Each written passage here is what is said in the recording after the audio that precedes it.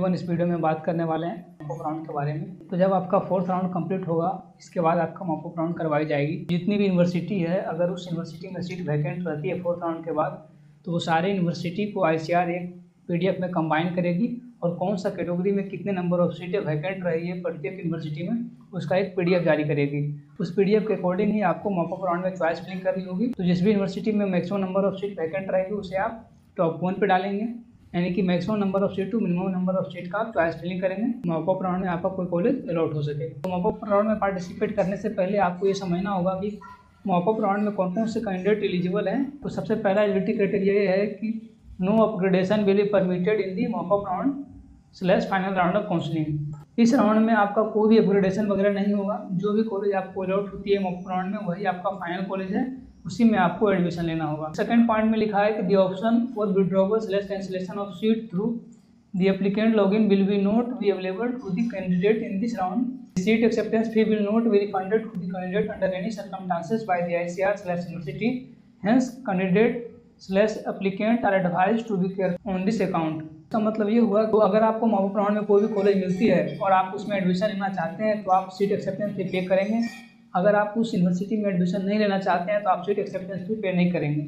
अगर आप एक बार सीट एक्सेप्टेंस फी पे कर देते हैं, तो आपके पास सीट विड्रॉवल का ऑप्शन नहीं आएगा और ना ही आप उस सीट को कैंसिल कर पाएंगे और ना ही आपको ICR 10,000 का फी रिफंड करेगी। तो पेमेंट करने से पहले आपको ये बात ध्यान में रखनी है कि आपको रिफंड नहीं दी जाएगी इस राउंड में। फिर इसके बाद बात कर लेते हैं थर्ड पॉइंट में लिखा है कि those candidate who scored 0 or negative marks in the CUET ICR UG 2023 conducted by NTA are not allowed to participate in the mop-up round / final round of counselling. जो भी कैंडिडेट CUET 2023 में 0 marks या negative marks acquire किए हो, ICR की counselling में participate नहीं कर सकते हैं। पॉइंट में लिखा है कि the candidate who already stand admitted / had withdraw their seat after the allotment denied admission on the ground that they didn't meet the prescribed eligibility requirement in the previous round 1 to 4 are not allowed to participate in the mop-up round / final round of counselling. तो इसमें ये बोलता है कि जो लोग को भी 1 से लेकर 4th राउंड में कोई कॉलेज मिला था और एडमिट किए और वो विड्रॉ कर लिए, वो मॉपअप राउंड के लिए एलिजिबल नहीं है। साथ ही साथ जिनको कॉलेज मिला था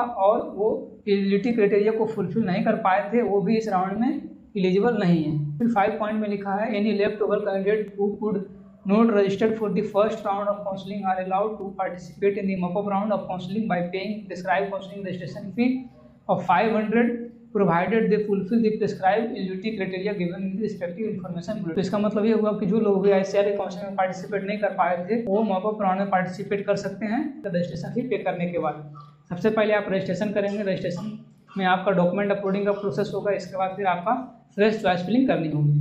6 पॉइंट की बात कर लेते हैं। तो इसमें लिखा है the candidate who had registered during the first round of counselling paid the prescribed counselling registration fee but could not fulfil their choice are also allowed to participate in the mop up round / final round of counselling. अब ये हुआ कि जो भी candidate ICR का registration किए थे, 500 का पेमेंट भी किए थे, लेकिन किसी वजह से वो चॉइस फिलिंग नहीं कर पाए थे, वो इस राउंड में पार्टिसिपेट कर सकते हैं।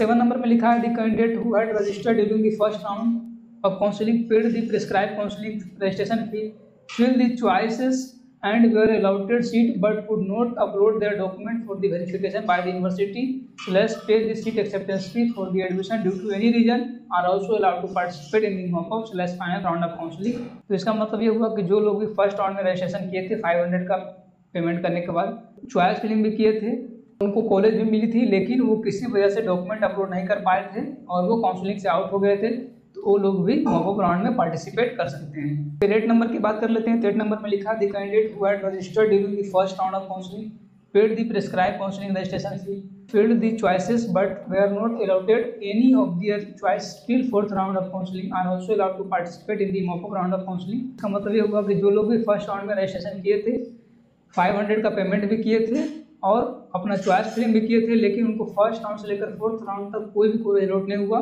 वो भी मॉपअप राउंड में पार्टिसिपेट कर सकते हैं। 9 नंबर की बात कर लेते हैं। 9 नंबर में लिखा है कि the above allowed candidate serial number 6 to 8 are required to fulfil their fresh choice filling for the vacant seat also I display on the counselling portal and their previous choices if their any automatically stand cancel. Point number 6 से लेकर 8 तक जो भी candidate apply करते हैं, वो अपना choice filling किए थे, लेकिन किसी वजह से उनको कॉलेज नहीं मिला। चॉइस फिलिंग किए थे लेकिन उनको कॉलेज मिला और वो अपना डॉक्यूमेंट नहीं अपलोड कर पाए। किसी ने रजिस्ट्रेशन किया था लेकिन चॉइस फिलिंग नहीं करा था, अगर आपका पहले से चॉइस फिलिंग किया हुआ है तो वो वैलिड नहीं होगा, आपको फ्रेश से चॉइस फिलिंग करना होगा। अगर आप फ्रेश से चॉइस फिलिंग नहीं करते हैं तो आपको वापस से मॉप अप राउंड में हटा दिया जाएगा। 10 नंबर की बात कर लेते हैं। 10 नंबर में लिखा है कि in any case any qualification examination board is not considered for the admission by the agriculture university on the account of particular school college university. 10 number में लिखा है कि जो भी आपका बोर्ड का मार्क्स है वो कोई भी एग्रीकल्चर यूनिवर्सिटी एडमिशन के लिए कंसिडर नहीं करेगी। आपको एडमिशन लेना होगा तो आपको CUET के स्कोर कार्ड के बेसिस पे ही एडमिशन होगी। फिर आगे लिखा है कि rest of the rule and regulation are applicable to previous round. बाकी का जो भी रूल है वो आपका फर्स्ट से लेकर 4th राउंड वाले रूल ही एप्लीकेबल होगा इसमें। ये था important eligibility criteria for the mop up round counselling. I hope आपका मैक्सिमम डाउट क्लियर हो गया होगा मॉप अप राउंड के रिगार्डिंग कि कौन से लोग एलिजिबल हैं और कौन से लोग एलिजिबल नहीं है। तो अगर इसके बावजूद भी किसी तरह का डाउट बचता है मॉप अप राउंड के लिए तो आप डायरेक्टली हमसे व्हाट्सएप के थ्रू कॉन्टैक्ट कर सकते हैं, टेलीग्राम भी ज्वाइन कर सकते हैं, लिंक आपको डिस्क्रिप्शन बॉक्स में मिल जाएगा। तो इस वीडियो में इतना ही, मिलते हैं नेक्स्ट वीडियो में, तब तक के लिए थैंक यू, टेक केयर।